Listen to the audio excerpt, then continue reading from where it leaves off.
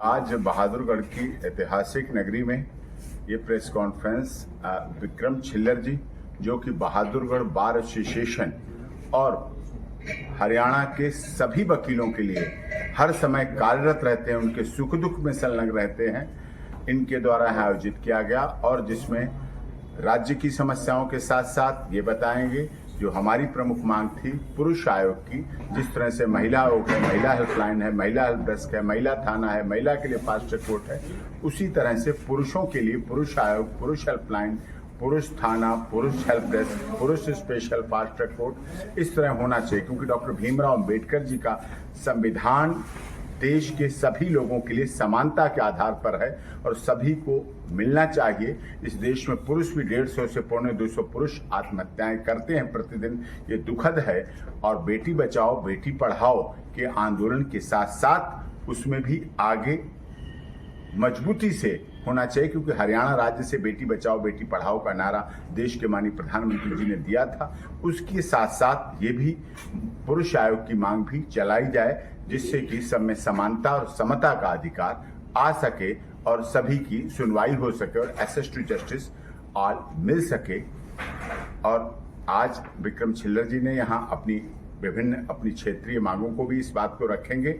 और यहाँ आए हुए सभी पत्रकार बंधु सभी लोगों का बहुत बहुत धन्यवाद। ये जरूरत इसलिए है क्योंकि आजकल आप देख रहे हैं जल सेना, थल सेना, वायुसेना, CISF, RAF, rapid action force, CRPF, Delhi police, Haryana police, सभी के उच्च अधिकारियों कई लोगों ने आत्महत्याएं की हैं, न्यायाधीशों ने आत्महत्याएं की हैं।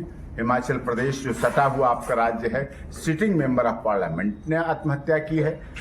बड़े बड़े संतों ने, चाहे प्रयागराज लेटे हनुमान जी नरेंद्र गिरी जी महाराज हों, चाहे दर्जा प्राप्त मंत्री मध्य प्रदेश के हों, चाहे और भी बहुत से लोग हैं जिन्होंने सुसाइड किए हैं, मतलब अपना जीवन छोड़ दिया है, उनकी कहीं सुनवाई नहीं हो सकी। कोई ऐसा फोरम नहीं था जहां वो कह सकें और अपनी बात को रख सकें, अपनी समस्या को रख सकें। इसलिए बदलते परिवेश में, बदलते भारत में जब हम मॉडर्नाइजेशन में चल रहे हैं, पाश्चात्य सभ्यता में चल रहे हैं, जब लिव इन एक फैशन बन गया है, लिव इन एक बहुत बड़ा सम्मान का शब्द बन गया है, तो लिव इन के मिसयूज जो होंगे, दुरुपयोग होंगे, उन दुरुपयोग से बचने के लिए भी हमारे पास कानूनी हथियार होना चाहिए। जैसे आज मोबाइल फोन का भी सदुपयोग हुआ फिर दुरुपयोग हुआ, इसलिए आज भारत सरकार कह रही है अब हम हॉस्पिटल में जो इसका एडिक्ट हैं, जो पोर्न साइट ही देखते हैं, इन पर जो इस तरह की फिल्में देखते हैं, उनके लिए काउंसलिंग करेंगे, काउंसलर सेंटर बैठा ले जाएंगे मेडिकल के।